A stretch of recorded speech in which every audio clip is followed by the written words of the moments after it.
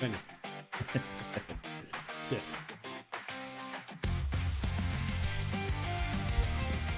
All right. Hello, everybody. Ladies and gentlemen, welcome back to the Think Sacred podcast. I am Zach, and I am here with my father, Phil.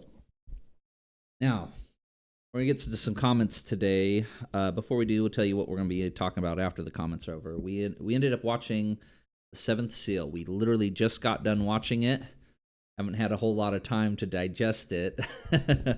I've seen it multiple times, but this is Dad's first time seeing it, and so we're going to talk about that. If you guys are new here, what we do is this is kind of like a theological, philosophical podcast where we talk about deeper topics usually, and usually Phil brings the biblical point of view, and usually I ask broader questions from a more philosophical point of view. So let's see. Let's get to a couple of these comments real quick. These are all on our shorts. 3 of them are from that short that said, "Do we lie?" And you were pointing out the fact that we lie to ourselves quite often. All right. We had a little interruption there, right? Oh, well, we good? I'm just going to start from... Okay. All right, let's go check out some of these comments. The first one is by Mighty Mouse 9305. He says, sometimes we set out with a goal, and then after raising 1 million troops and building $100 million worth of buildings, when Goering comes to you and says we need to kill off Indiana Jones to continue, you just say okay. What do you think? I am still trying to interpret it. What I take from it, and I could be absolutely totally off base, is that sometimes we set out to do something, and we forge ahead, with a mission and a standard, and because we actually forge ahead, whether it's the right or wrong thing to do at the end result, we just continue because we're already on that path. You know what I mean? Yeah, exactly. So I wonder if that's what it's about. It was kind of my first idea too. Is like it's like, okay, so we've determined we're going to do something, and then we get so far along, and then all of a sudden something that we clearly shouldn't do pops up, and then when that pops up, you know what I mean, we're like, okay, well, we're still pressing forward, so we're just going to do it, just like yeah, we're already hell-bent on doing it, whether or not we even start seeing some things that absolutely. So all 3 of these first 3 comments are from that, like I said, from that short where we said, "Do we lie?" Mm-hmm. It's you specifically saying we lie to ourselves constantly. Okay. Deep down, so this is from Sev Aloha. Mm-hmm. Deep down, the child inside all of them knew, as in N-E-W, knew. Deep down, the child inside all of them knew very well what they were doing was wrong. So even though he spelt it knew, he meant K-N-E-W. Yeah. Deep down, the child inside all of them knew very well what they were doing was wrong, very wrong, and they did it anyways because they had a murderous thirst for power, for whatever trauma imprinted them in adolescence. So, I mean, I guess, I agree with the first part, but at the last part, he makes an excuse for it by saying that it comes from the trauma that's imprinted in adolescence, which is an interesting thing. It's a conversation we could have a lot about, actually. We could have a pretty deep conversation. How much of those early things that we experience, as we're kids, how much does it shape the way we are later on in life? Do you agree? I mean,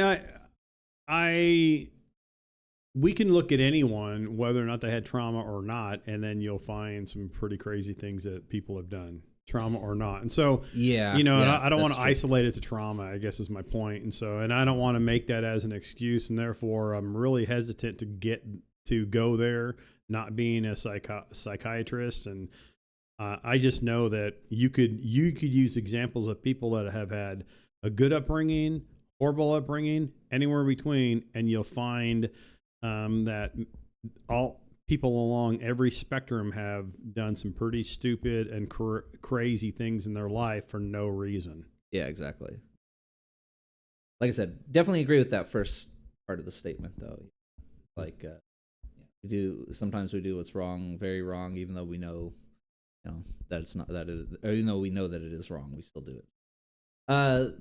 Next one is from Smogman6420.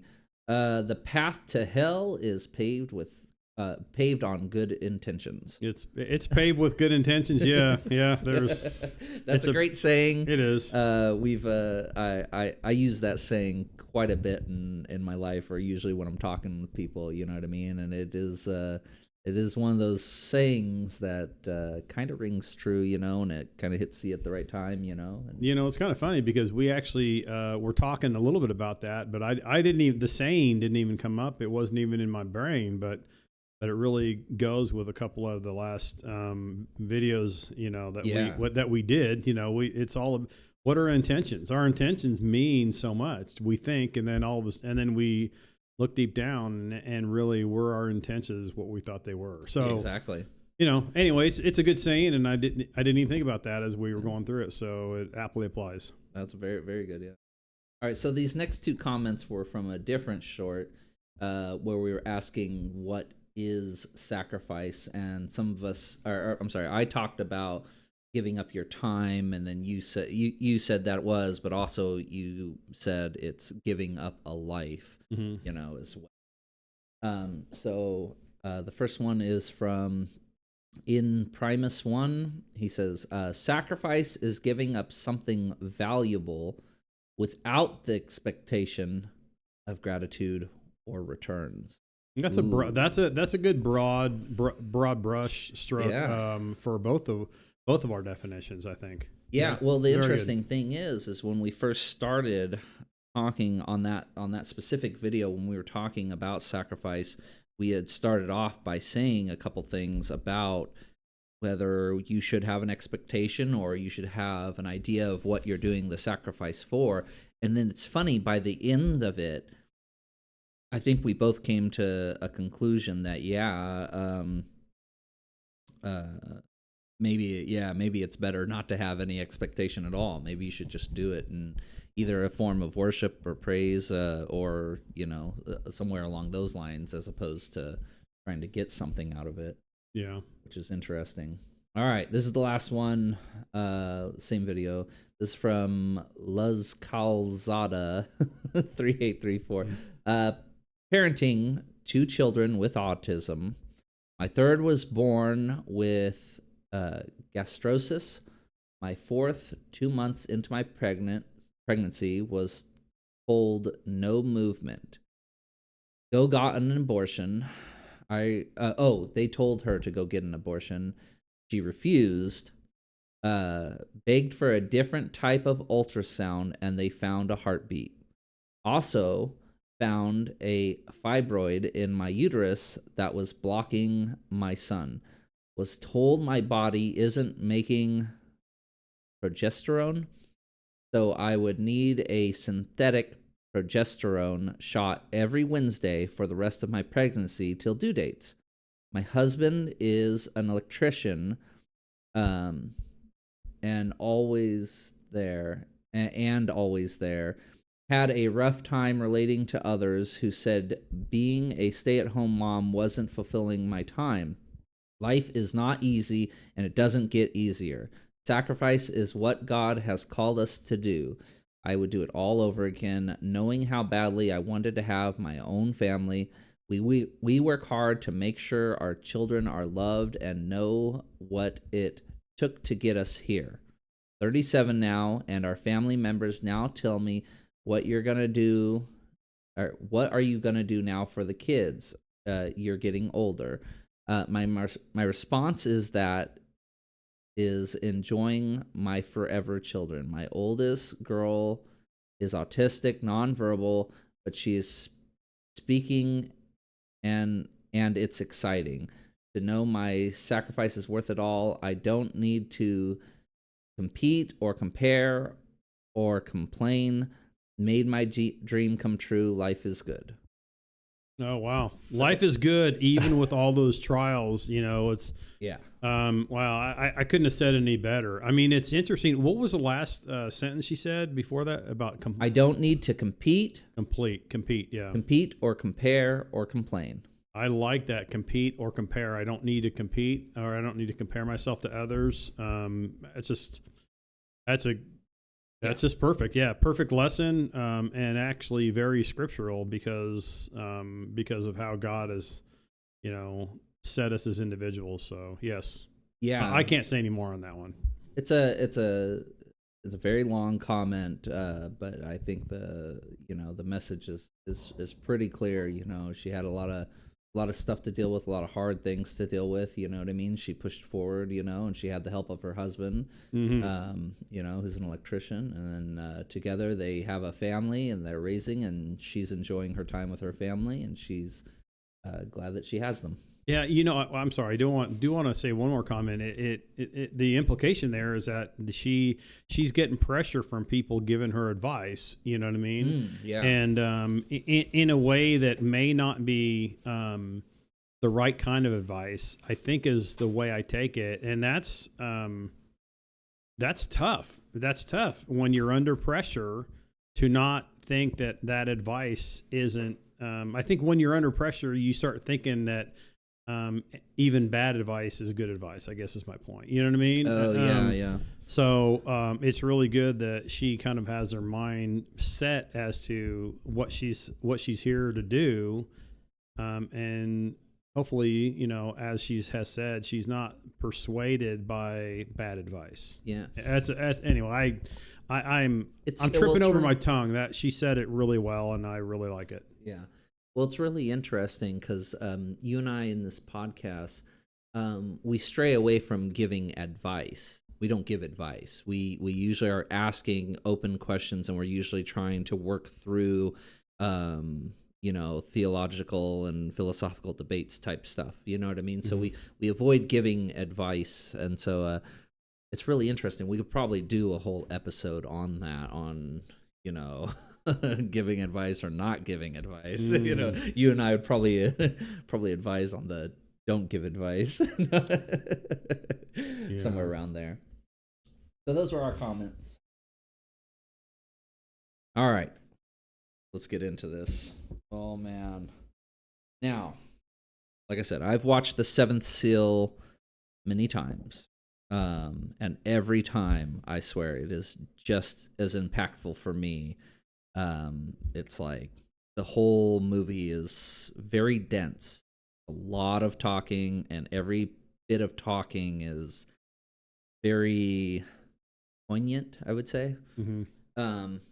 But I want to hear just your deadpan. What did you think?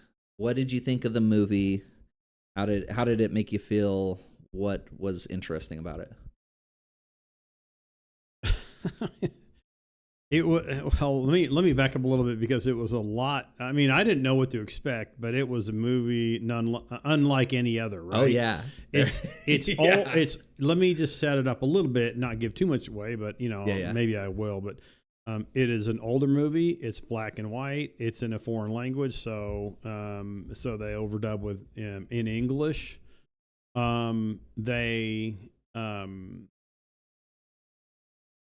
Within the movie, it seems like there's different groups of people that, for whatever reason, it seems a bit disjointed, those groups of people, and how or whether they come together. So I thought that was kind of odd, and I really don't know what to make of it. What I will say about it, if there's anything, should I kind of give it away? Or I mean, I assume if you're listening to this, I assume you've either watched The Seventh Seal, or if you haven't watched The Seventh Seal, I mean, spoilers. I mean, it's a movie from the 50s, and if you haven't seen it, it's considered a masterpiece.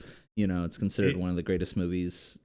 Actually, let me just say this though: the lighting in the movie is great.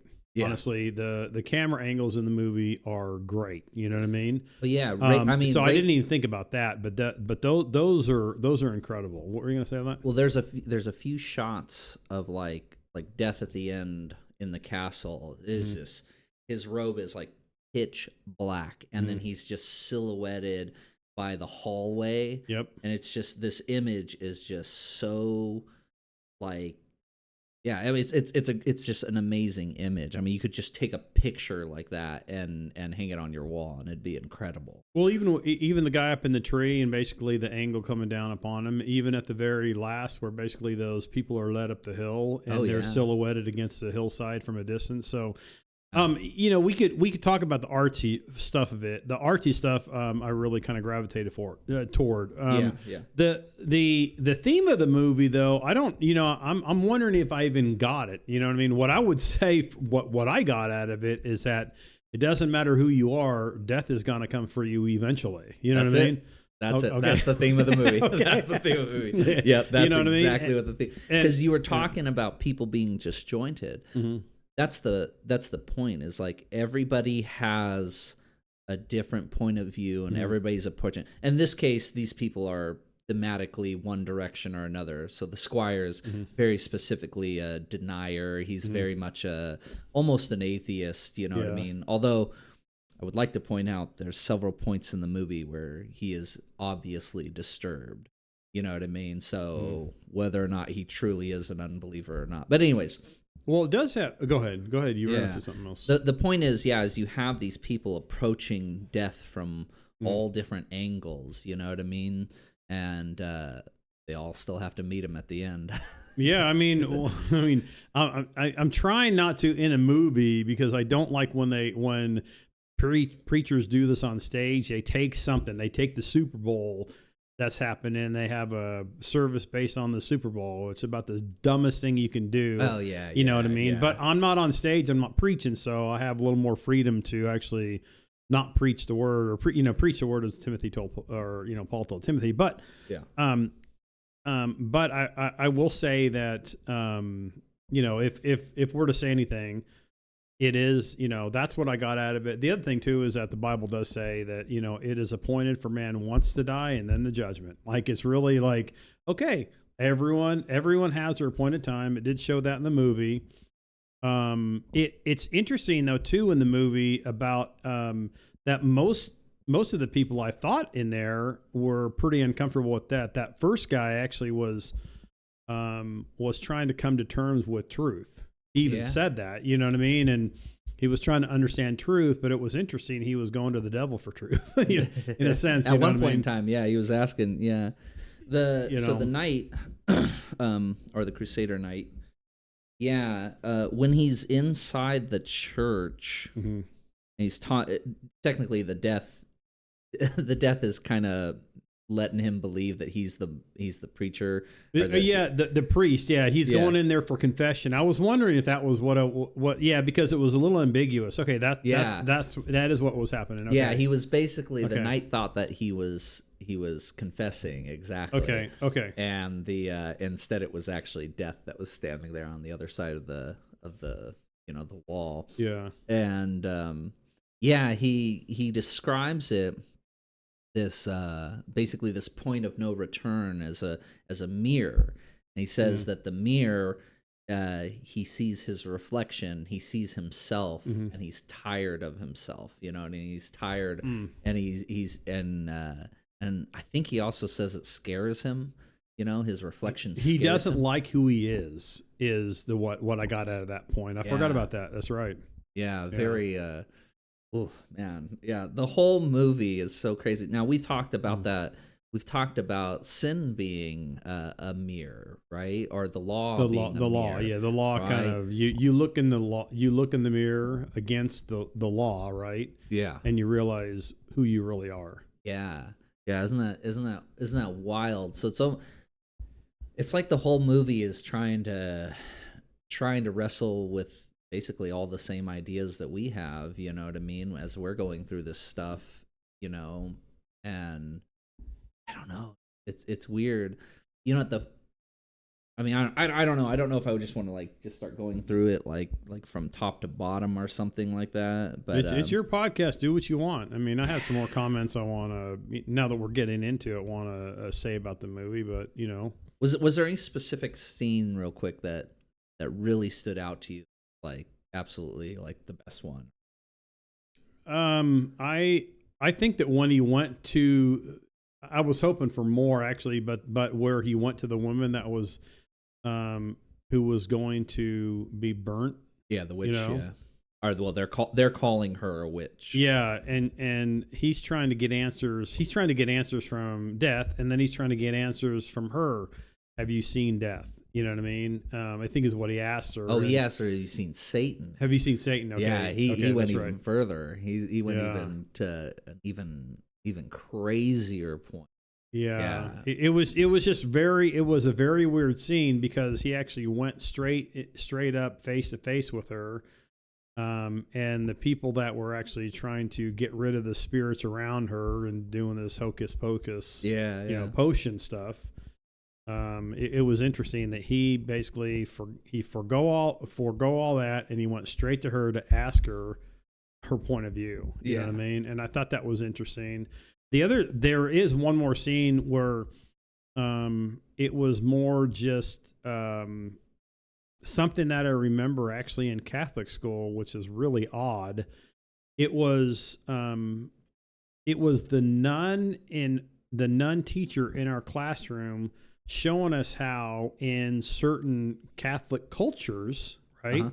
And this was down in, it was either in Mexico or maybe somewhere down in South America. But anyway, it was, somewhere around there, where these people during I think it's during Easter time, how there's a procession and there's a person who actually crucifies himself, where they put nails into their hands and do all sorts of crazy things.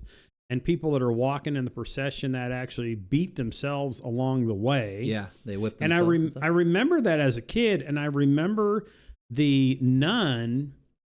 And I just thought this, and I still just, the more I think about it, I just think that this nun is crazy, right? Yeah. Because she thought, she wasn't showing that as some of these Catholics are aberrant and they shouldn't be thinking this way. She was thinking that was a good thing. Yeah.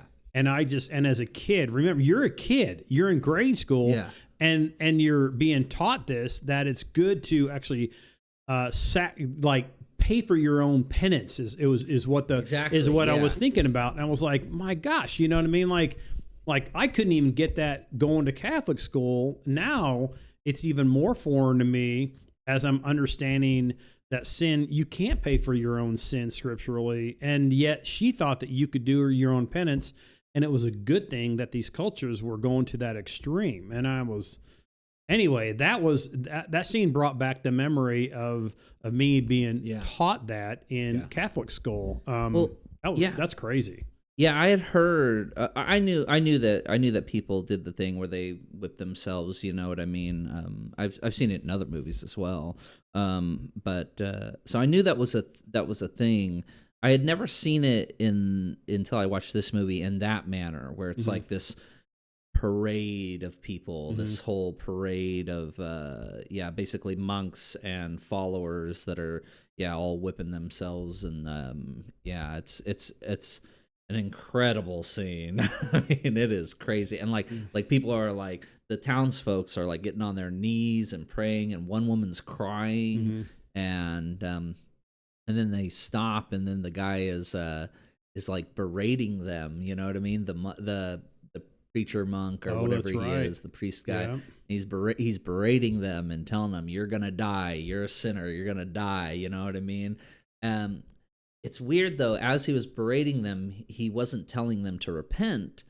He was just telling them about that. But then at the very end, he does ask God to have mercy on them. Or I actually wrote down exactly what he said. Somewhere over here. Anyways, we can kind of get to it as he says have pity. He asked God to have pity on them for Jesus Christ's sake. Yeah, that was a weird scene, and I thought it looked more even in that scene, and even by what he said in the whole context, I really took it as, man, they are really, we talked about law and gospel, that it was just all law and all us having to do something to pay for our own sins, and God needs to just, somehow not by any method, but somehow has to still have mercy on us. We don't know how, but he ought to, because of the fact that we can never do any good. Yeah. It was just a weird scene, because there was no mercy, and it was just all people doubting. It was people wondering. It was people going to the, death or Satan to get truth. You know what I mean? And it was just, it was weird and upside down, but at the same time, it was kind of like this person actually, whoever, wrote this or directed this and all the above. Yeah. They definitely have a mind that is, at that time, actually, that is thinking of these things. It was pretty obvious, It's obvious. Yeah. So apparently the director, he was a raised Catholic. Oh, right? Okay.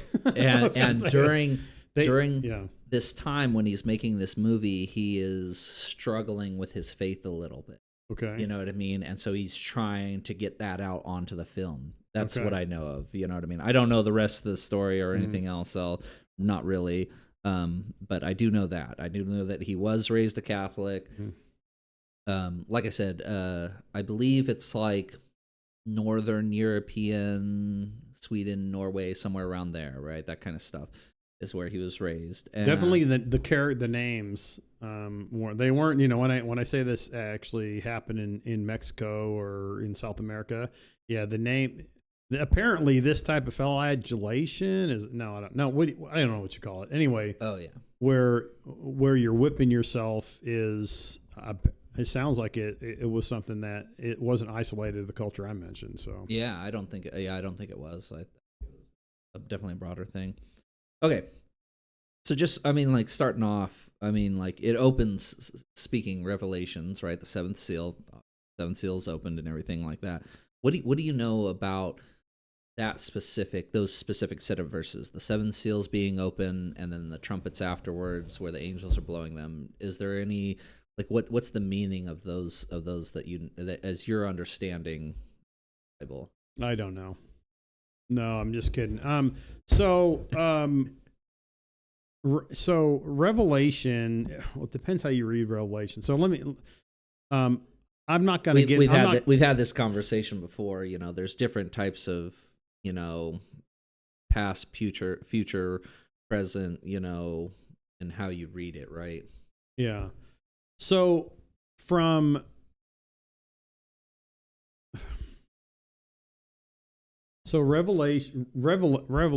is written from different perspectives, right? One perspective is God's perspective, and if I'm understanding this one, I didn't get into this passage. I haven't read Revelation in a bit, but this passage about the seal being opened, and it's interesting because I don't know if I know why, but basically there was silence in heaven for 30 minutes. Yeah.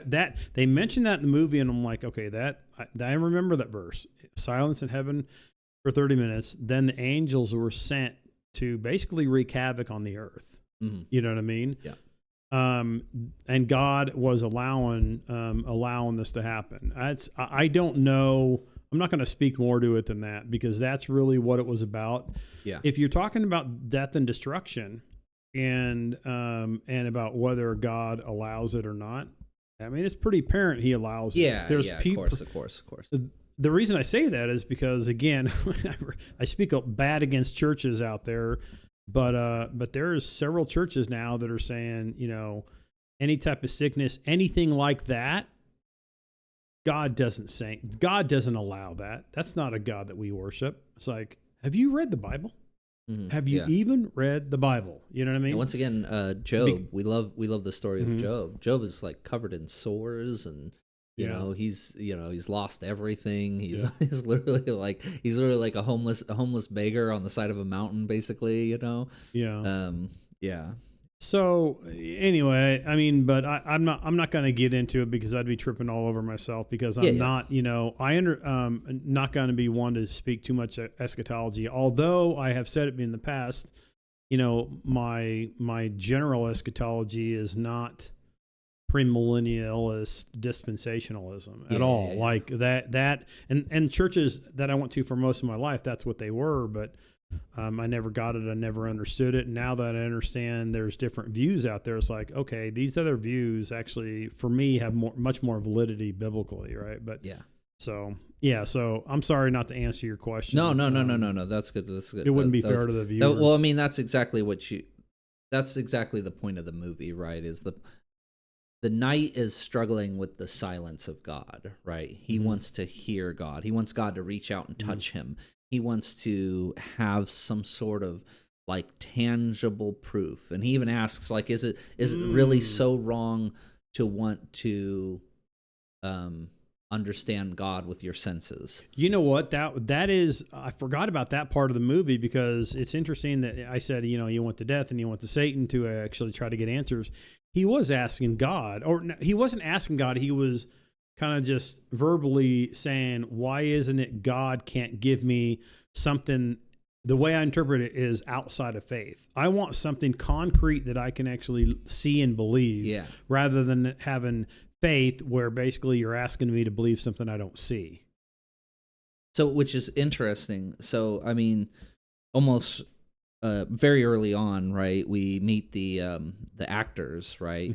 And the first actor, the one that's married with the kid, he gets out of the wagon and he's waking up and he has a vision of Mary teaching Jesus how to walk. That's a weird one. Well, it's a very Catholic version of Mary. Obviously. It is. Yeah. She's wearing a blue dress and she has a crown. How do you get blue? It's black and white. He said. Oh, he said blue. When he told the wife, he saw she was wearing she was wearing this beautiful blue dress. You know what I mean? All right. You know what I mean. But the point is he sees a vision. He sees a vision, and does that. The thing is the movie shows us it too. So you assume the vision is actually real. You know what I mean? In the context of the movie. In the context of the movie, I think he's seeing what he's seeing. Yeah. Yeah, I don't think they're conjectures from his mind. Yeah. So maybe that changes, how he deals with death versus the knight who doesn't get visions. You know what I mean? Who doesn't have any visions of anything. I don't know. I mean, it is kind of a neat. It would be kind of a neat idea, though, to think of. It is a beautiful idea that Mary did have to teach Jesus how to walk at some point in time. You know what I mean? She had to, as a baby, teach him how to walk, and that is kind of a beautiful vision. You know what I mean? I like what Callahan said when you and Callahan were talking about that a while ago, right? I'll call him KT. Yeah. I shouldn't be calling him. No, anyways, it's all right. But just but the question came up when you guys were actually talking, and Callahan answered. He says, well, obviously when he was a kid, he didn't know calculus or something like that. You know what I mean? Like, yeah, right. You know, and in Luke it says he was what did it say? Like it implies, or it says in Luke that basically that there's an implication that Jesus actually grew up. You know what I mean? And he grew in wisdom. Yes. With so it's hard. It's hard to understand how the God man, how he needed to become wise here on earth. It's just weird. It's a weird concept. Well, it would be. We had talked about God humbling himself. Someone had said that. Remember, we had mentioned that in a previous one, where basically God had to humble himself, is the way some people put it, in order to become man. You know what I mean? It's a very weird concept. I'm not saying I get it completely or anything like that. I'm just saying we've mentioned things like that before. Yeah. I don't know. Right off the bat, though, as they're going, the knight and the squire, and they're talking, and the squire's talking about how like there was two horses eating each other in a cemetery, and the graves were all open.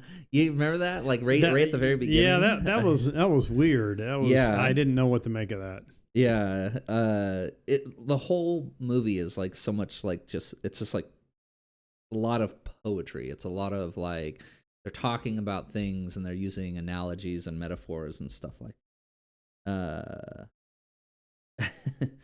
let's see. Then there's the scene where the squire and the painter are both inside the church, right? And so the painter's painting the scenes. Mm-hmm. What you actually asked me, is that supposed to be a church?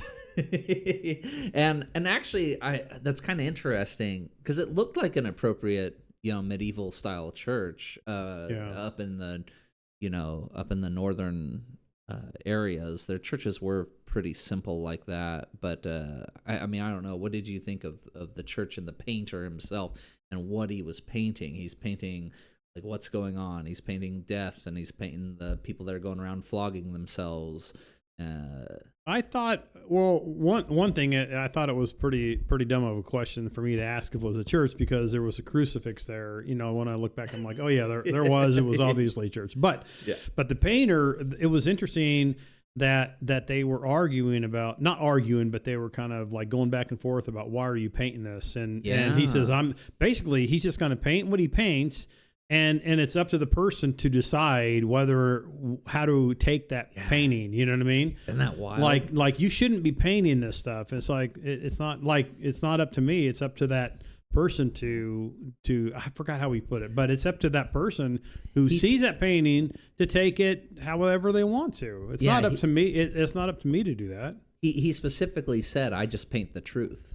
He says, I paint it how it is." Okay. And then it's up to the person. Yeah, it's up to the preacher to say what he wants about it. It's up to the person to take it as they say it. And so this is an interesting scene because, like I said, the squire is a denier. The whole movie he's denying belief, really, is what he's doing. But he is clearly visible. This is acting, the acting showing through. He is clearly showing that he is scared and disturbed by the idea of death, you know what I mean, and this stuff, and and suffering and dying in a horrible way, and death carrying people off, you know what I mean. He is clearly uneasy with it. Yes, absolutely. Yeah. Well, I think that's good, and I think by the end, I mean, it kind of shows. There might be a lot more to the squire than at first meets the eye. I think you're right. I think he's starting to come to terms with the fact that death is imminent and God is real. Whether or not he wants to believe in him or not is a different story. But yeah, that he knows that there's an eternal thing happening. And we already talked a little bit about the night then talks with death there in the church. Then he steps outside, and we get to see the witch for the first time, or the person that they're claiming is a witch, right? But the question is, is she really a witch, or is she just crazy? You know what I mean? And especially this comes up at the end when he's talking to her. She's all like, "Don't you see him?" And then he's all, "No, I don't see anything. I see that you're scared." You know what I mean? Other than that, there ain't nothing. And then. Yep. And then he asks, she says, "Oh, well, it's going to happen. The fire's not going to hurt me or whatever." And then he's all, "How do you know?" And she's all, I just know." And they're like, "Did someone tell you? Did you? How do you know?" You know what I mean? He's asking her, as if. So the question is she just crazy? You know what I mean? That's the real question. They go to the village, and they're just looking for water, right? And so the squire goes into the building, and there's a thief there who's robbing from the dead people, right? The thief turns out to be a prior, divinity student is what he called him? Yeah. So he used to be, a member of the church, basically. And he now thieves, and the squire's like, "Oh, that fits you perfectly." You know what I mean? He's like really mad at him. Yep. You know what I mean? Because he had known him. You used to chastise me, and basically, you're doing these things. Yeah, you're stealing from the dead. Yeah, and you don't even care. Yeah, and the squire almost kills him, and he says, "I don't want no dead. I'm not bloodthirsty, but." If I see you again, get the heck out of here. If I see you again, you know what I mean? I just came for water. Yeah. Yeah. Then we get to the town, and the blacksmith's wife runs off with one of the actors, and the blacksmith is just like he's clearly meant to represent like a common man with low IQ, right? Where he doesn't really know what's going on necessarily. But the funny thing is, at the end, when he's confronted with death, he actually like kind of tries to prop himself up. He's like I'm a blacksmith, and I'm a damn good one at that, you know what I mean? Is kind of what he says. And then he presents his wife, and he says, me and her may argue and we may have our problems and everything, but I love her just the same. You know what I mean? Isn't that weird? That is weird. After all that happened with them, with her running off with the actor and everything, and of course the actor died, but at the very end, confronted with death, it's like this man who is low IQ blacksmith, had the wherewithal, to pull himself up for a second and kind of present himself appropriately. You know what I mean? Present his wife appropriately, which is, it's pretty good. I think that's a pretty powerful message. I don't know. Anyways, then we get to the Monk's March, I call it the Monk's March. I don't know what else is it, where these people are intentionally causing themselves suffering, right? And we kind of already talked about that at the end. He asks God to take pity on everyone for Jesus' sake. And we were talking about, it's really weird. The point is it that the point that what they're trying to do is they're trying to suffer for their sins here on earth, like you were saying? They were trying to I guess reach heaven by fulfilling some sort of law or something like that? Or what's your interpretation of why my is this? my interpretation of the cultures that actually do stuff like that, I don't know. I mean, they probably still do, I guess. I don't know. But my interpretation has always been that they do it in order to please God. They do it because that is their way of, how do I put it? Basically, you either pay for your own sins, right? You either pay for your own sins, and that's what they do, or you're good enough to make it to heaven. You know what I mean? So, or you rely on Christ, right? But those other extremes out there that say, I'm either good enough to make it, or if I'm not good enough, I'm going to actually have to pay for my own sins. And that's the way that they do it, by just, purposely making themselves suffer, as though that is a noble thing, when in fact it's really not a noble thing, Well, we talked a little bit about sacrifice. Is there a possibility? You ever heard, you ever heard of shock therapy treatment or something like that? So you have a negative thought, and then you shock yourself, right? And so then you train your body not to. Have you heard of something like that? You're talking like the rubber band thing that people do nowadays on their wrist, but basically in the past it was. I mean, are you talking in the past where they actually did? At some point in time, I'm pretty sure there was a therapy that was kind of like that. It's like you specifically shocked yourself somehow with a little battery or whatever shocker thing in order to stop yourself from doing something that you shouldn't be doing or something like that. I wonder. Now, once again, I'm not trying to excuse the idea of flogging yourself or something like that. Obviously not. But I wonder, because we talk about a lot of these subjects, and we talk about there's a deeper thing to them. The idea that sacrifice is all across the world, right? In all sorts of different cultures. So it's like everybody got it from the beginning, right? Well, I wonder if this too has this idea of flogging yourself. If there's a deeper idea somewhere down there that other people recognize. The idea that you could shock yourself, shock your body whenever you are going to do something sinful, and then by shocking yourself, you stop yourself from doing the sinful thing. I don't know. I mean, I never. Let me put it this way. So, I'm not going to pretend I actually started going down the path of really understanding why people actually do this. How I said I interpreted it is how I always interpreted it. Yeah. Whether I'm wrong, I mean, someone actually out there telling me that maybe there is something deeper where they're actually trying to put themselves in a place where they subject themselves in such a way to stop themselves from sinning, I think is what you're saying. You know what I mean? Yeah. You know what I mean? Like, I don't know. I'm just working through this too. I'm not giving any, I'm not saying, because my initial gut reaction is the same as yours.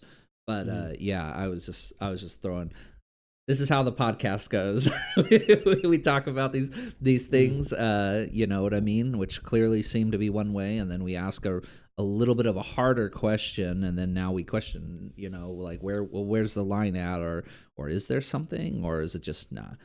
Anyways, let's move on with the movie, okay? Yeah. The funny thing is, okay, so this scene happens, right? The townspeople are all praying and crying and everything.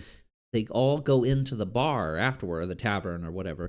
They go into the tavern afterward, and they're all scared, right? And they're all talking about it, and they're all like, like this woman's talking about like crazy stuff, you know what I mean? And the guy's talking about how he's scared. He's all like, yeah, of course I'm scared, you know what I mean?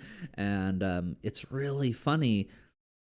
Despite all their talk, they all end up basically picking on the actor dude, right? The actor dude still gets basically berated by everybody. So it's almost like nobody learned their lesson, or nobody was actually thinking about what they were saying. You know what I mean? It's like a type of hypocrisy was put forth. I don't know, what did you get out of that one? I mean, yeah, type of hypocrisy, or basically how we in general in life, if we don't want to confront the truth, we are going to just change the subject.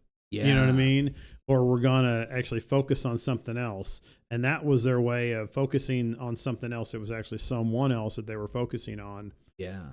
Just because they didn't want to face their own fears. So that, I mean, and I think there's a lot of truth there as well. Yeah. And well, it's funny, despite the squire, being a non-believer and everything, he certainly seems to be a person that wants to do good. Because as soon as he comes in, he's like, he saves the guy, and then he cuts the thief's head, you know what I mean, all across the forehead, which is very strange, you know what I mean. It's like, he cares. For some reason, he cares about what's going around, or what's going on around him. You know what I mean? That was the only point in the movie where I kind of saw something coming. You know what I mean? Where I knew I had a feeling he was going to come in and save the guy. Yeah. I don't know why. You know what I mean? Yeah. The rest was totally just unpredictable. It was out there. You know what I mean? Yeah. But so that was interesting. You're right. You know what I mean? Because he held himself from cutting in the first time, but he said, if I see you again, I'm going to scar your face as a remembrance of what you did. And then he saw him again, and he scarred his face, you know what I mean? But didn't do any more than that. Right? Yeah. He just stepped in when it was time to step in, and that was it. It's very interesting. So then I have a note here, and I think this came up because somebody called it the black void, is what he says. When he's talking, when the knight and the squire are talking, I think he calls it the black void or something like that. It's really hard at what they're actually trying to talk about here. When we talk about death, right? What point of death are we talking about? You know what I mean? And what they're really talking about, I believe, is they're talking about that, like that second of judgment. You know what I mean? The actual very second that it happens, that you pass from here to there, you know what I mean? It's an impossible moment to contemplate, you know what I mean? Because it's like you're alive, and like you're going down to like you can split hairs here, you know what I mean, down to like infinity of where it's like, at what point in time am I here and then I'm not here? Yeah, you know what I mean? And that's that moment scares them, right? Because it's like you're coming up against this big black mirror, and all you see is yourself, right? Is kind of what the knight's saying. He says all you see is yourself, man, and then you're gonna pass right through it, and you're gonna see what happens. Like you don't know. I don't know. That's what I get from it. The knight sees his reflection in it, and it scares him. Yeah. That's what he says, right? I mean, that's what you got, right? Yeah, and I mean for all of us, that is a good point that, death is here and we're heading in that direction nonetheless. We try to avoid it, whatever the case may be, but we're all going to head in that direction. That's going to be the direction that we go. Yeah. So it's really interesting. There's a really big reprieve here in the movie, right? So far, it's been pretty heavy and everything like that. We had that big old heavy scene with the parade of the monks and everything. So now they're on the hill and they're finally together. The actors, the knight, the squire, and the squire has picked up like a girlfriend basically, following him around, and they're all sitting there on the hill and they're just eating strawberries and drinking milk. And the knight actually says, like this is, he calls it great sufficiency. He says this is of great sufficiency. Yeah. Which is, and he says he's going to take it as a sign. You know what I mean? So it's like almost like there was a brief moment of where he was at peace. And he tried to say, I'm going to hold this memory as a, like in my hand, like a cup. That's a good point. Yeah, I feel like I'm back in college. Going, taking a what do they call it? Not a drama. What they call it. It might be drama class, but not where we go up on stage, but where. I took one where we're all in an auditorium and then they present us, these movies or classics and then we discuss them. So. Usually I did it on, there was film analysis. I also did a couple art analysis classes that went over things that were similar to this as well. But yeah, I took a lot of art classes. I took a lot of film classes too. Probably had a good six or so film classes. And I can't even tell you how many art classes, but yeah. I took the film class. That's probably what it was. Yeah. You know why I took the film class in college? Why? Because it was a requirement and it was an easy A. I remember that. Mine wasn't. I think I ended up getting a C in my first film class. I loved it. It was a long class though. It was like a 4-hour class because we'd have to watch a movie and then we'd have to comment on it. And some of those movies were crazy boring. Like we watched the original Das Boot, which is a good movie, but I mean, it is hard to sit through the whole thing in the middle of an auditorium just watching. Anyways, well, it's interesting though. In this movie though, they do have that scene where they're having this kind of like reprieve, and I wonder if when Jesus talks about building up treasures in heaven and everything, I wonder if memories and ideas are part of those treasures. You know what I mean? It's like we have good memories of people, good memories of friends, and good memories of times, good ideas that we can bring with us to heaven. You know what I mean? I wonder if those are part of the treasures.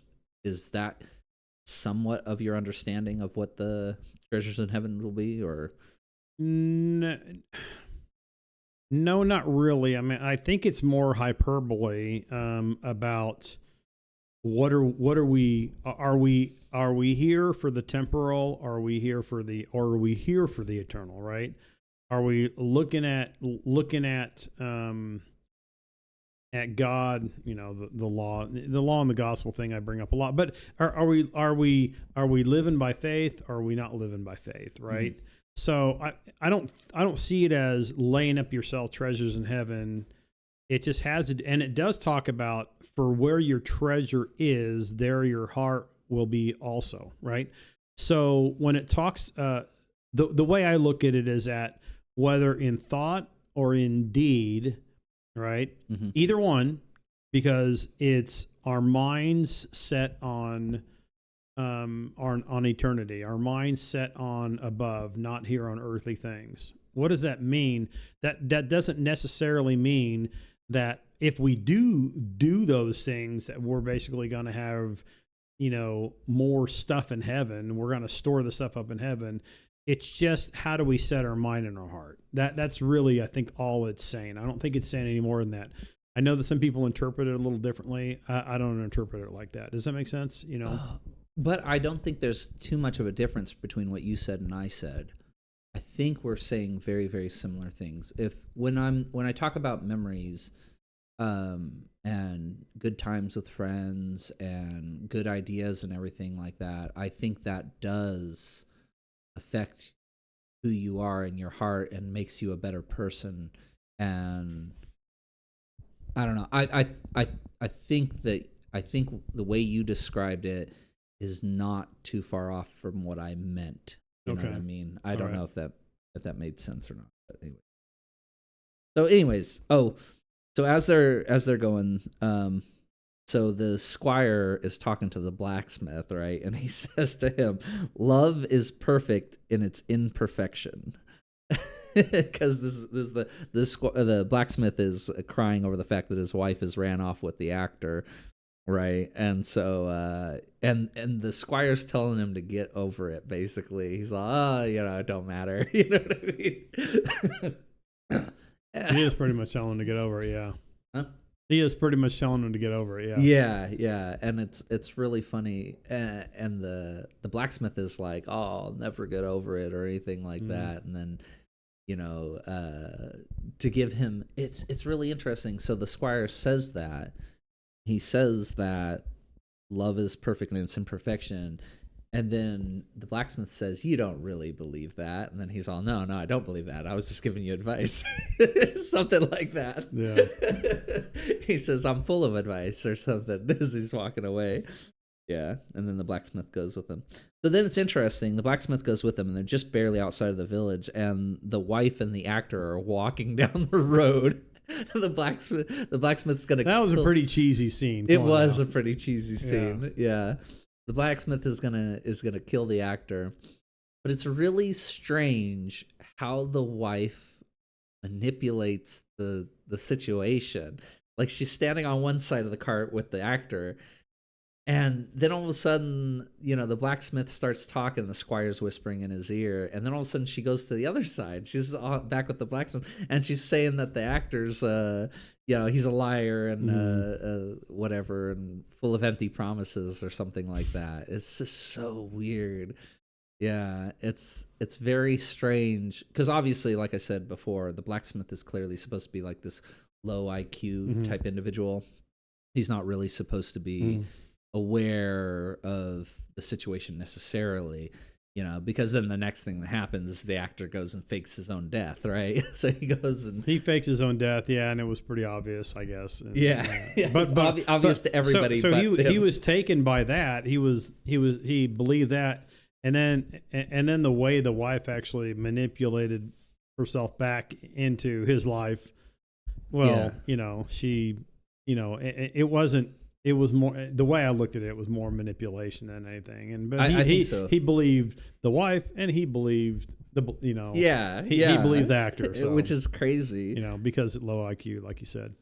Well, that's funny, because the next thing he says is they're looking at the actor who's pretending to be dead, and the blacksmith turns to the squire and he says, "Life is a little," and then the squire says, "Yep, I know," and then he starts walking away, and the blacksmith says, "Life is crazy." Yeah, life is crazy. Yeah, it's very, very strange and interesting. It's like, it's one of those ones where we talked about basically real life is stranger than fiction. You know what I mean? Yeah, we did talk about that.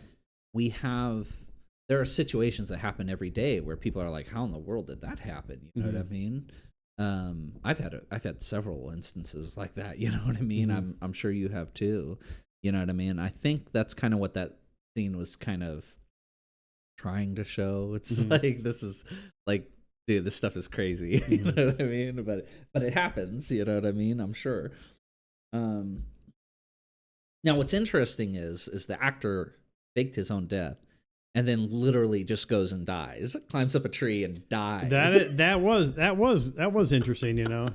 Yeah, just out of nowhere, he's in the tree. He's gonna start humming himself, and all of a sudden, death is below him with a hacksaw, hacking away at the tree.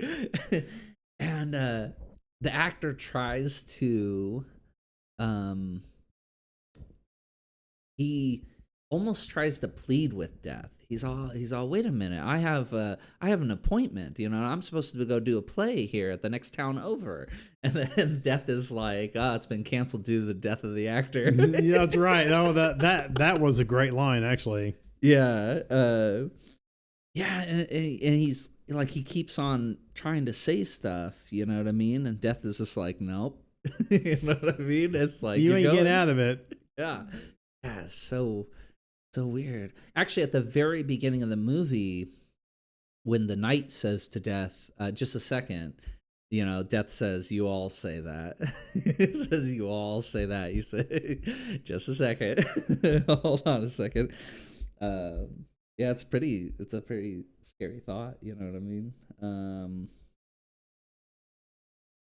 So they're in the forest, and they're all sitting around. They're talking about how silent it is, and the cloud clears, and the moon comes out. So this is another moment with the squire.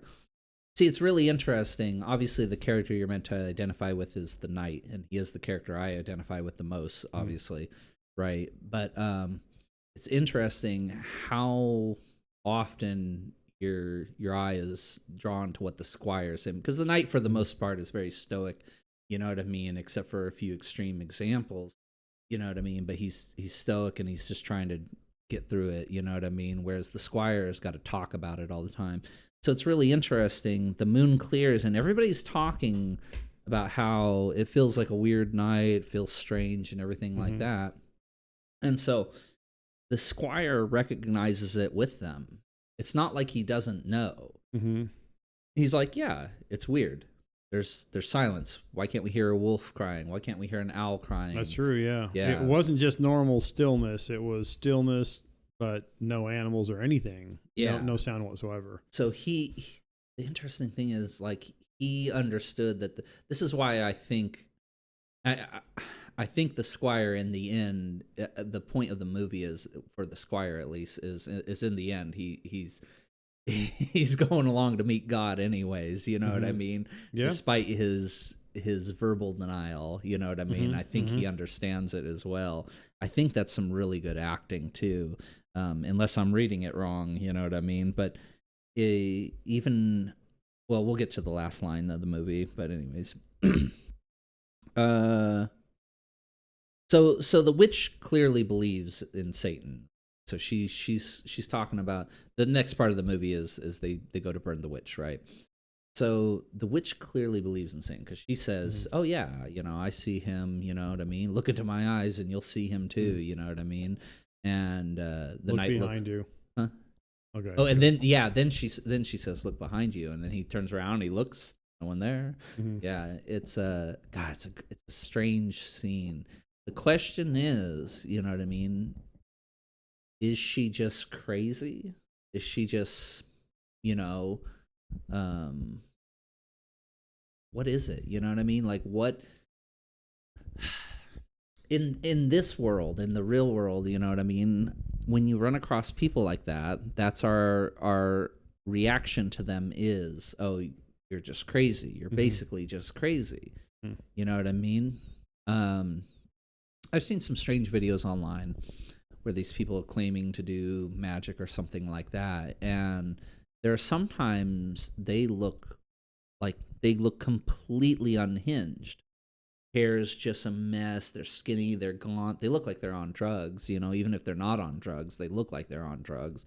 They look like they're crazy. Are you talking about people that post themselves like that? Yeah. Okay. Yeah. Or even, yeah, you have people, when you look at a person on, this is what I talked about with Corey, you know, you look at one of those like videos of like people in Seattle that are like on drugs, like on the street or something like that. Yeah. They look demonically possessed, and sometimes they say strange things. But then you also have people that are just literally have breaks or psychosis or something like that. Mm-hmm. And they say strange things too.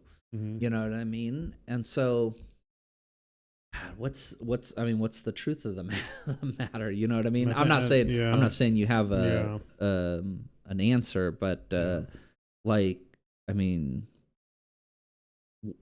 what do you think? Is the witch in the movie, is she just a crazy person? Oh, is the witch in the movie crazy?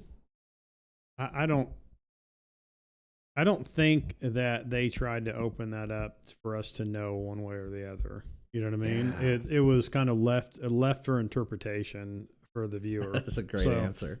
You know, depends who's watching it. Yeah, that's a really great answer. So what does that say about me if I just believe that she's just crazy? You know, because like I said, you know, she says turn around. You know what I mean? And he'll be right there. There's the devil. You know what I mean? And then he turns around. He's like, no devil. You know what I mean? maybe she was crazy, but the devil was still there. It could be both. I don't know. Who knows? Yeah. So that's the. So then he's questioning. The knight is questioning why her hands are broken or something like that. And, yeah. And he goes over to a guy. It turns out to be Death. Death turns and looks at him, and Death asks him if he'll ever stop questioning. And then the knight says no, he'll never stop questioning. Yep. You know what I mean? And then Death's reply is, you'll never get any answers. that is a wild. It's really short. It's got to be only a couple seconds long. You know what I mean? But it's a quick back and forth between the two of them, where the knight is basically saying he will never stop questioning. So, what do you think about that? Or what do you think about the idea of never stop questioning? We've talked about me before. You know, I'm a questioner. I like to question. You know what I mean? I find questioning fun, and this is part of that thing where I empathize with the knight the most out of everybody. Yeah. Right. Or I guess he's the. Well, realistically, he is the one in the movie that you are supposed to empathize with the most. You know what I mean? But yeah, that idea of questioning everything, and you've mentioned you're comfortable not questioning everything. You know what I mean? Yeah. Well, I guess here's, you know, if you're asking my philosophical view on that, you know, it is asking questions, but it's also settling on sometimes we're not going to know every nuance about the answer that we get. Yeah. You know, the question is the answer that we get true? That's one thing. And then we go, okay, in faith, I'm going to believe that, right? That's one thing. The second thing is, and we've talked about this before, I don't know if we talked about it in the podcast, because a lot of these podcasts really are just kind of, you know, they mimic discussions that he and I have in real life if we haven't said that before. So we may have talked about it on the podcast or just in real life, but when it comes to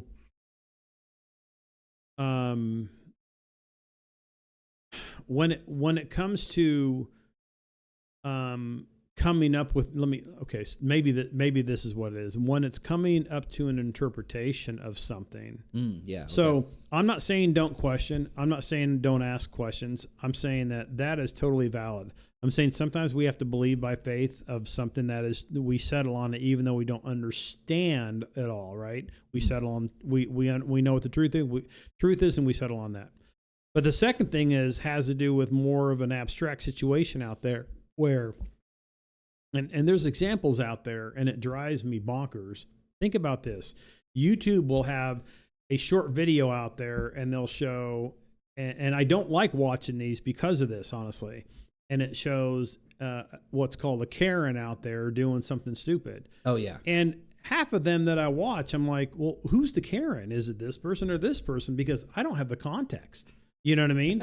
And so rather than settle on what that viewer is trying to propose as the Karen, I'm like, there's a lot more to the story that I feel like I'm missing. Sometimes it's blatantly obvious. Other times it's like I don't like watching it because you are labeling that person as a Karen without full context, just in a short video. Does that make sense? Yeah, I know. I feel like these are two different things I may be talking about, but that's another thing where it's like, I don't need to do that. I don't need to try to interpret that. I don't want you feeding me information as to one side or the other. I want information so I can kind of make my own determination, and I want full context. And I don't like it when people don't give full context. So back to asking the questions. I know that asking the questions of anything in life, right? Whether it be theological questions or anything. Sometimes when we ask questions, it ought to be, hopefully when it comes to theology or philosophy, hopefully it's trying to get the more context. Or like you said, there was a debate out there with Jordan Peterson and someone else, I can't remember who it was, and they spent the first Sam Harris major portion of it trying to just define terms. Does that make sense? Yeah. And so, and so sometimes we don't even know, we don't even have a foundation for the terms and a commonality for terms. So I don't know. I probably said a lot, but we gotta know, we gotta ask questions. We gotta know what the truth is, but we also have to understand context, and we also have to make sure that we're on the same playing field if we're actually talking with each other as well, if we're trying to understand where we're coming from. Yeah, hopefully that's huge. Actually, I'm so glad you brought that up. Two things came to mind though. One thing came to mind was you were talking about Karen videos. There's another kind of video that we watch shorts on YouTube, which is car accidents.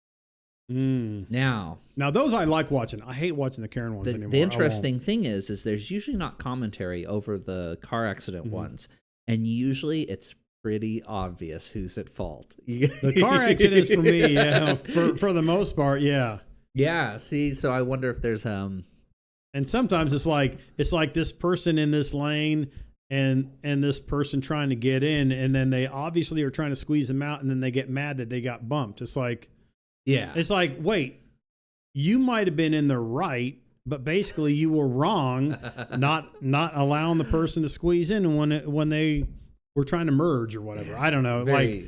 So I get what you're saying. I'm like, why are you even acting like you're the innocent one there? You know. Anyway. The other part that you were talking about, though, the debate, a true-hearted debate when two people are really trying to figure out something deep. The majority of the debate is not actually the arguing of a point. The majority of the debate is trying to figure out exactly what the other person means when he says what he says. Right? I don't believe in God. I believe in God, right? The two people got to say, what does that mean? Because God has a definition, belief has a definition, and you guys got to figure out what those are. You know what I mean? And you guys might be more similar than you think, you know what I mean? Or you might be more different than you think. Yes, I don't know. That was all those. Let's see. Let's get back you still got notes on this movie? Yeah, we're almost done though. Wow, this is good. This is good. I'm glad you wrote things down because I came to the table. Well, like I said, without writing anything down. The movie is so dense, and I knew this going in. Yeah, I did want you to just experience with just a pure watch through of it. You know what I mean? Because if you were taking notes, it'd be. You might have missed something, or you might have missed the gravity of some of the situations, I feel like, or something like that. Like I said, I've seen it so many times, and every time I watch it, I have the same gut reaction. Like when the movie's over, I feel a little sick to my stomach. I feel a little, you know what I mean? A little emotional. It's a great movie. Anyways, so as the witch is burning, the squire says to the knight, he says, our fears and hers are the same. He says, her fears, because they look up at her and they see that Satan's not coming for her. You know what I mean? God is not there. Angels aren't there. Demons aren't there. Nobody's there. She's just dying. You know what I mean? And so, it's almost like what they wish would happen. Because the squire even says, he says he says to the knight, we could attack the guards and we can kill them all and save her. You know what I mean? And he's like, wouldn't really help anything. She's pretty much already gone. You know what I mean?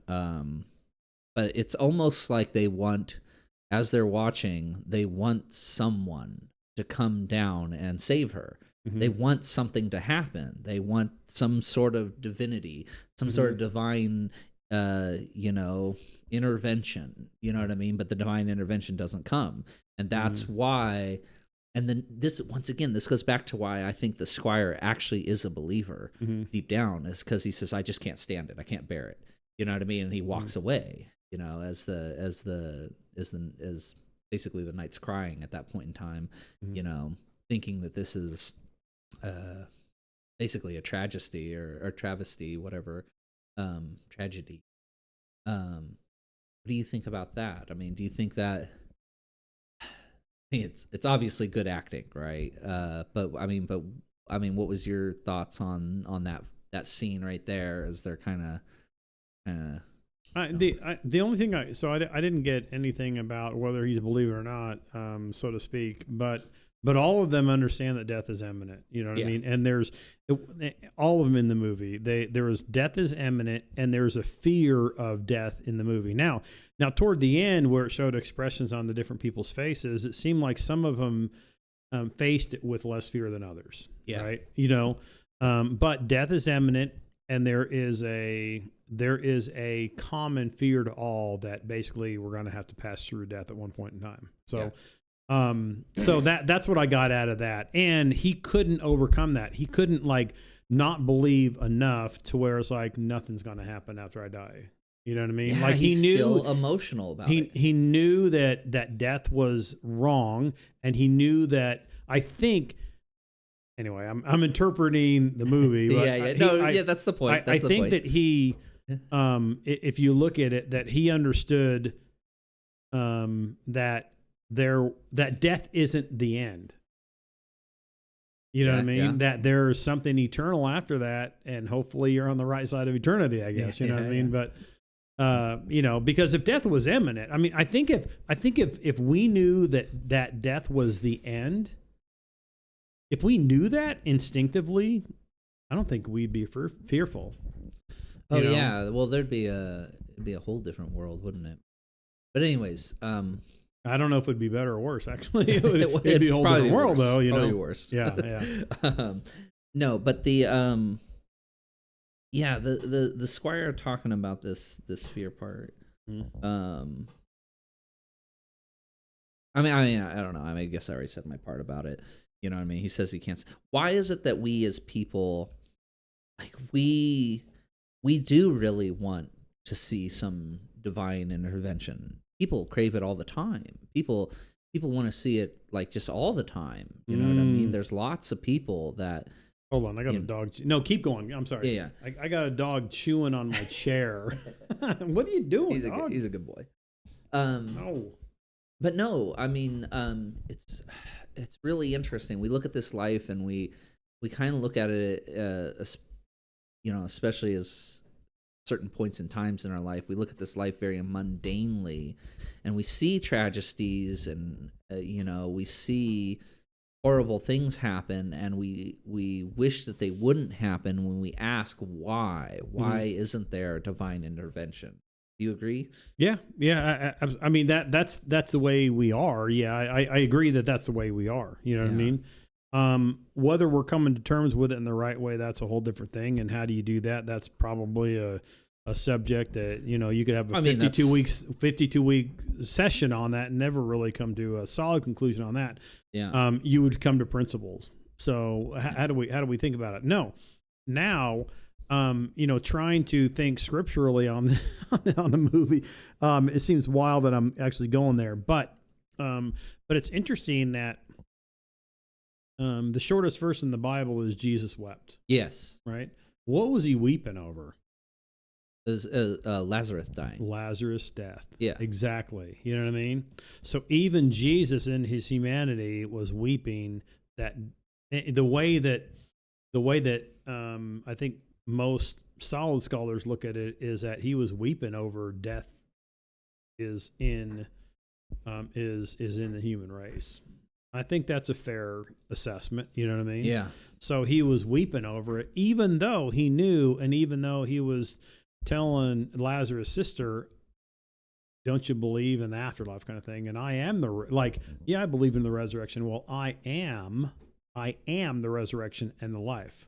Yeah. Do you believe? I believe, right? And he still cried over it. Yeah, he wept over the fact that he was dead, and he was weeping that, and people were crying for Lazarus too, and he was saddened by that. So why am I saying that? I'm not saying that. I'm saying this because it is an emotion that even Christ felt. That's all I'm saying. Yeah, that's. I just want to. I don't want to say any more than that because I think that says a lot. Yeah, I think it says a lot too. I got another one though. Jesus was also very fearful when he's praying on top of the Mount of Olives, right? Mm-hmm. Before his arrest, right? Isn't he like praying very, very intensely, right? He's praying it. So, so in the Garden of Gethsemane, he's praying, right? His disciples, he asked his disciples, he was so distraught, he asked his disciples, right? Yeah. We call them disciples. They're really the 12 apostles, and then there were other people as disciples, but he asked them to stay awake with him, right? In other words, he wanted the humanity of friendship, right? At that time, they still fell asleep. They were tired. He knew what was coming. They didn't realize what was coming. You know what I mean? So they probably weren't really at angst as much as he was, right? Yeah. So now they're asleep. He's praying that the cup of the death and the sins being put upon him for the world of the world's sins being put upon him. He's praying that cup would be taken from him. Yeah. And then he says, not my will, but your will be done. And then he prays, I think he prayed 3 times that, and finally he got the answer that basically, you need to go. And then what was interesting is that, so this is a great scene because it's dark, right? And you got I think it's called the Valley of Megiddo. I can't remember, but basically you got the gates of the city out in the distance, and it's kind of up on a hill, right? Let me do it in the camera. It's up on a hill. Jesus is on a hill over here, and there's a valley in between, right? Mm-hmm. Okay. And someone actually said this, and so Jesus, after he prayed and finally got the answer, it was like, no, you've got to go to the cross. Even though that was his mission, even though that's what he said, he came to the eminency of that in his finite nature here on earth, that is what he has to do, right? Yeah. After he got the answer, he's like, okay, let's get up, and let's just be ready because that's where I'm heading. I'm heading back in the city. He could have easily headed the other way. Yep. So I'm setting the scene for you because I think that when Judas, and when all of the guards or all of the soldiers came in to get him, and Judas was there to kiss and betray Jesus, there's a valley in between. It's at night. And remember, these guys are carrying torches. Yeah. So I really think that Jesus, as they're coming out in the direction that they must have come out to actually come up to the Mount of Olives, that Jesus was seeing what was going to happen. Oh, yeah. You know what I mean?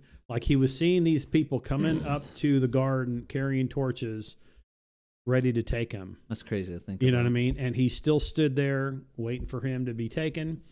And then the scene comes where, Pilate, that Peter cuts off Matthias, Malchus's ear. Yeah. You know what I mean? And Jesus said, enough of this, and he heals the guy, and then he's taken. And anyway, let's not get into that too much. But anyway, that's a crazy scene that, yes, exactly, that in his humanity, he's like praying that the cup be taken. And that was the thing that he came to earth for, and that's what he kept saying he came to earth for. But when eminency was there, he said, is there any other way? Is there any other way? And the Father said, nope, there is no other way. You got to go do it. Yeah, it's funny. It's I don't want to say it mirrors the movie, but there are themes in the movie that are very, very similar. I think you can kind of get that same thing. These people know that death is coming. They're scared, especially the Knight, because the Knight's literally playing chess with death, and so he knows that death is coming, and he is scared. Anyways. You know what? Well, the reason I thought he was playing chess at the beginning and it never came to fruition, I thought he was playing that because he was trying to create a time gap so basically death wouldn't take some other people. That's exactly what it was. That's exactly the end, what we're going to get to. Yeah. Oh, okay. Maybe I missed that toward the end because I was like, I thought he was trying to actually just kind of replace, death for someone else. Well, there's two parts to it, right? Because there's several scenes where he is playing, and I've already skipped over a few of them. There's several scenes where he is playing, but at one point in time, Death specifically asks him, "Oh, you're taking the actor, his wife, and his son through the forest with you?" He says, "Oh, that's interesting." Okay. And if you look at the knight's face gets really, really serious because he's like, "Why are you asking about them?" You know what I mean? So the implication in the movie is when they ride off away from him, he sees them riding off, and he believes that he has saved them from. Oh, okay. Why did I totally miss that? I must have actually taken a coffee break. You were right. Something. Yeah, you were right. Okay. Yeah. Right. Ultimately, yeah. I think the second thing is, though, he's trying to create the time gap so he can get back to his wife. So he is also doing the time. He's doing the time gap because the last thing that he does is he shows up at his castle and he gets to see his wife. I couldn't figure out why he wished for his wife to be dead though at the beginning of the movie. Almost like maybe. That was the squire. Oh, that was the squire. Okay. The squire wished for his wife to be dead. That's right. That's right.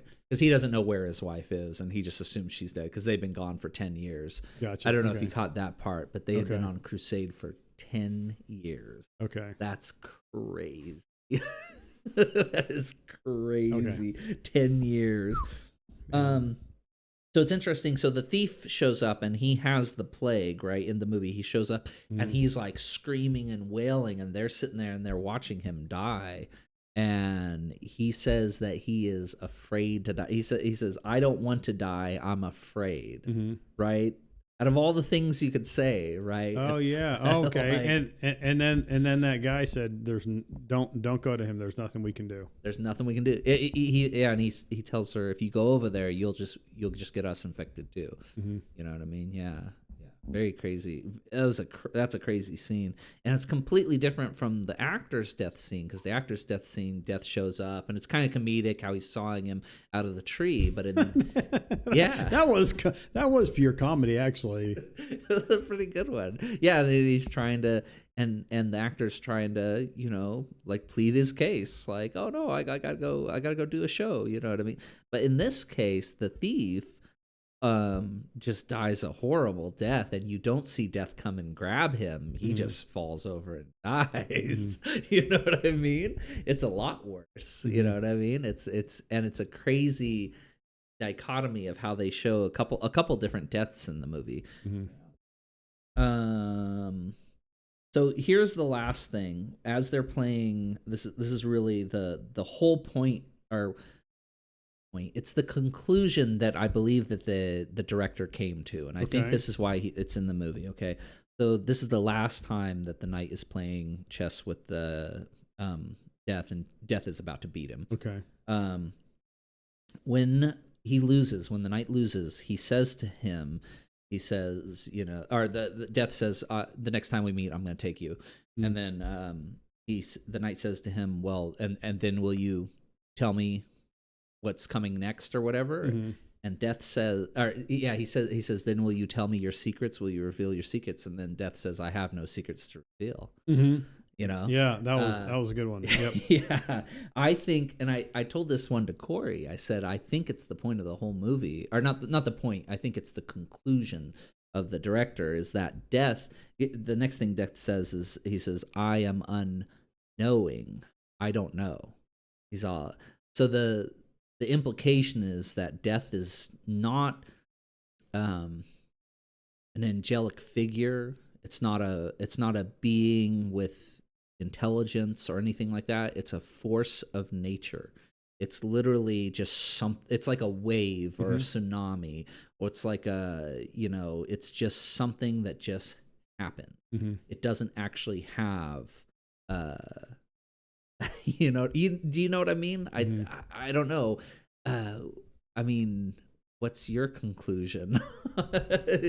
Is death an angelical figure that comes down with a fiery sword, or is it just a force of nature? Well, I mean, fortunately, I mean, I mean, the angel, according to the rich man Lazarus, I mean, an angel actually, greets Lazarus at death. So that is a, biblical thing, at least in that parable, whether we want to believe it's a parable or not. I told you I tend not to believe it because it's the only, if it is a parable, it's the only one where there's a name of a person, right? Yeah.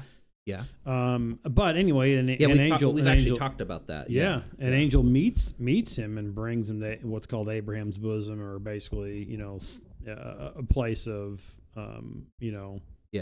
serenity, I guess, or something. But well, okay. Place of peace. But yeah, so an angel does meet him. So I don't know if it's, we're trying. It's funny because again, we're trying to take a movie and say, what do I think of this scene? I mean, it's the person's interpretation. Great movie, by the way. Yeah. But that's the way I interpret it is, death is met, by you can actually be taken by an angel. Yeah. Yeah. When to a kind of a waiting place, not purgatory, but a waiting place until the resurrection of the body. Yeah. Well, I was thinking about, I'm one of those people that I tend to believe that near-death experiences are real. Mm-hmm. Because I've heard a lot of them. I've listened to a lot of them. There was a time where I listened to just so many of them.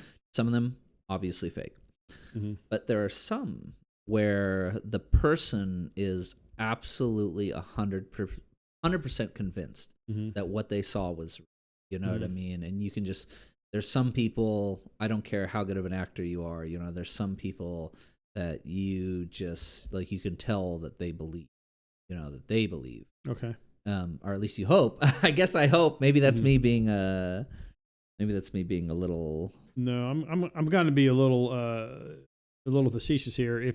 If you do see a person talking about their near-death experience and they happen to be on the Sid Roth show, and they're selling, of all things, people still sell DVDs out there on the Sid Roth show, and they're selling books, and there's a horrible recreation, Yeah. That person don't believe they're selling something, but there may be ones where that are unexplainable. So I'm not going to kind of go there and try to get into that. I'm going to believe this one, I don't believe that one, but I'm just kind of being tongue in cheek and throwing that one out there. The end of the movie here, the knight, the squire, and the rest of the people, they make it. Except for the actor's family, they ride off. So he makes it to his wife. He saves the actor's family. The wife asks him, "Do you regret anything?" And he says, "No, I'm just tired." He says he doesn't regret anything. Oh, that's right. Yeah. Isn't that what an interesting answer to give? It's a good answer. It's an answer that you hope you could give when you die. You know what I mean? It's like if somebody asks you, do you regret do you regret it? Do you regret your life? And then you say no. It's funny you say that, because the Bible talks to us about making the most of every opportunity. So in other words, we're given a certain amount of time here on earth, and how do we make the most of every opportunity? It's different for different people, and I think we could look back and go, man, I wasted my time doing X, Y, and Z, or not doing anything. You know what I mean? Just being lazy, I guess. That's probably for me. That's the worst thing is being lazy. But the problem with my personality is if I don't want to be lazy, and I am sometimes, I admit it, but sometimes I want to be in the doing. Right. Well, sometimes in the doing is not in the camaraderie with other people, which I think is important too. And so that's where I gotta, figure things out. But when you say that I'm just tired, that part of it though, I think There is. So let me tell you kind of this story without getting into the weeds. But yeah, husband and wife, true story by the way. Husband and wife, where the wife actually got in a horrific accident. She was a few weeks in the hospital. She was suffering to the point where basically she was elderly, and she was suffering to the point where, and she was a Christian, by the way, and she was suffering to the point where basically it was pretty obvious she wasn't going to get any better.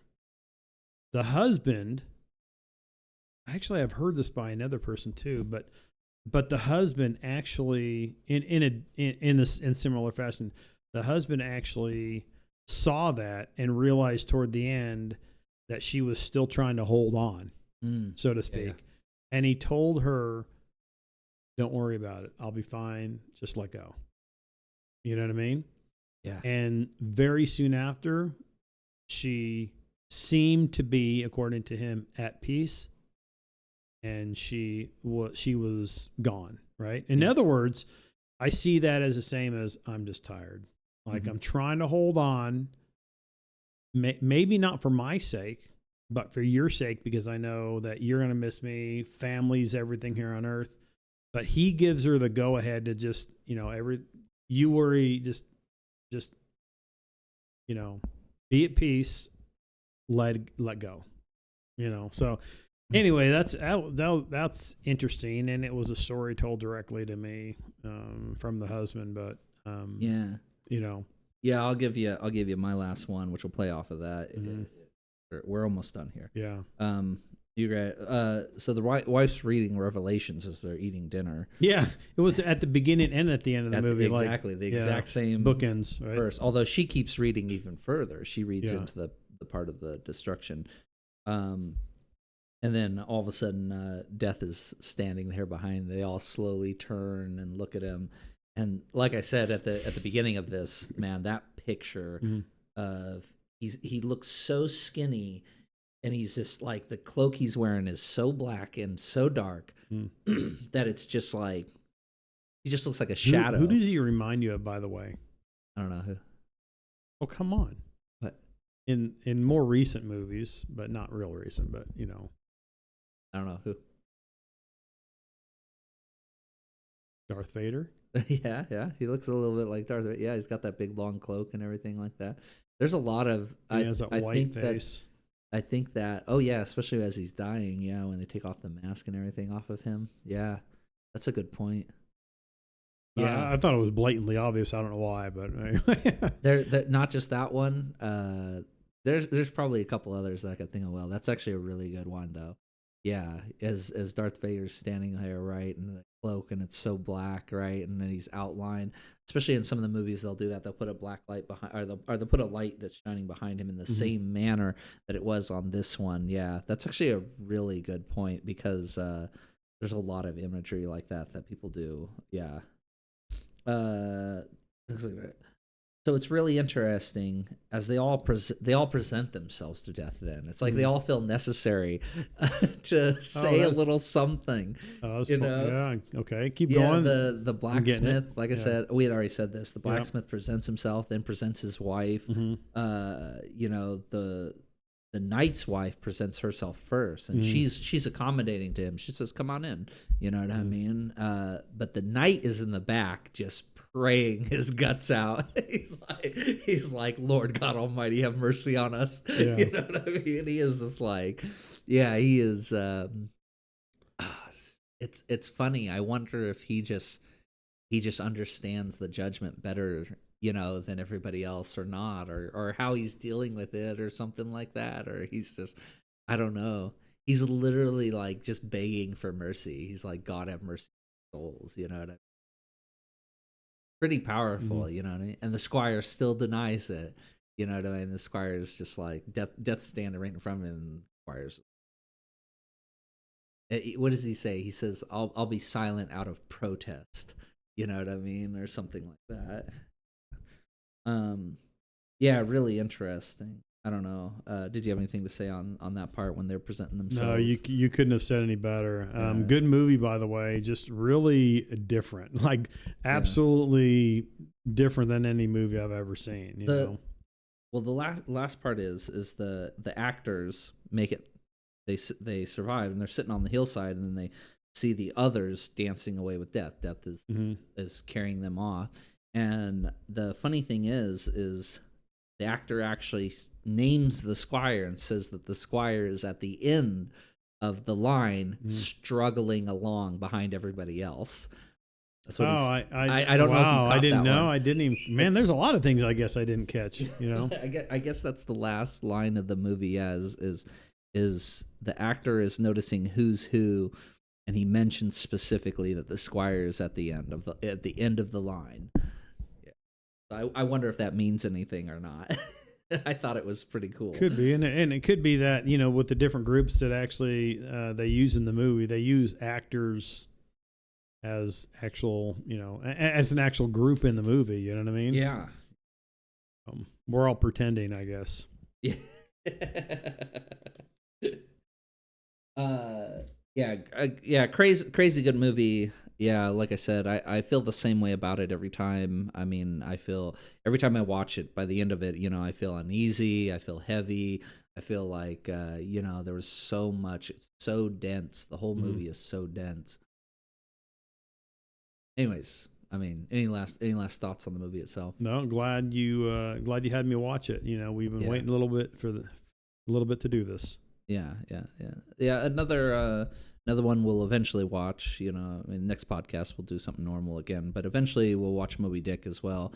And I get the same feeling at the end of Moby Dick. There's this uneasy. There's like don't give it away. I've never read it and I've never seen the Moby Dick. Your favorite one? Yeah. What's your favorite Moby Dick movie? So again? It's the Gregory Peck version. Gregory Peck. Okay.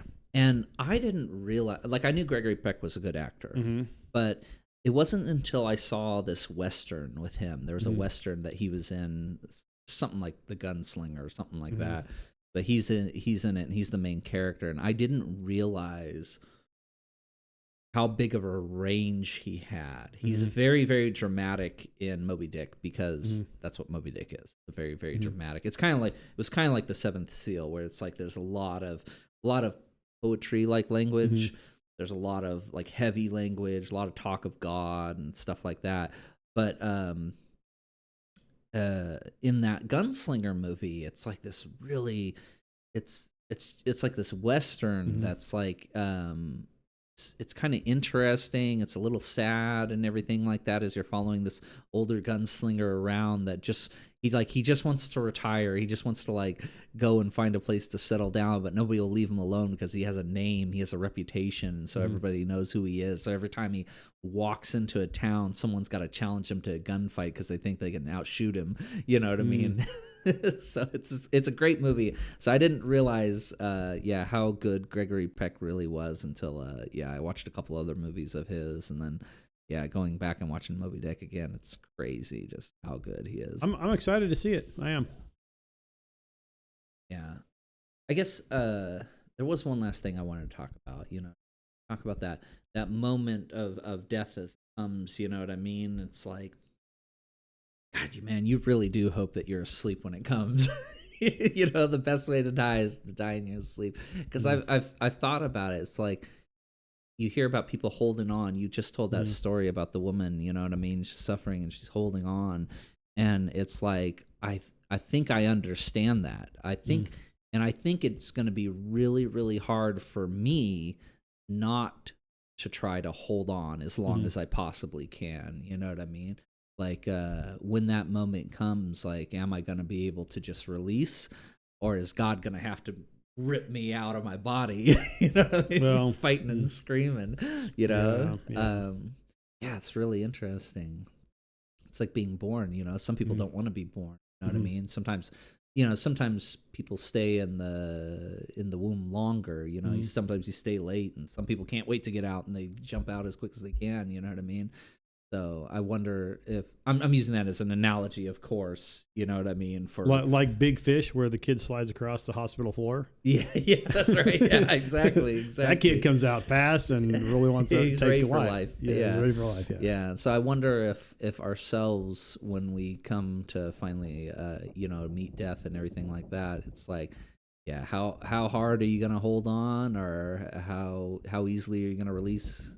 Is God gonna have to rip you out, or can you make it any easier on yourself by? Will we be at peace? Is really the ultimate question. Now, I think she was at peace with God, but there's you're holding on to not being at peace, knowing you're going to leave people behind. But I think there's the reverse, where you're not at peace with God and you don't want to go because of that. So that may be another reason. I don't know.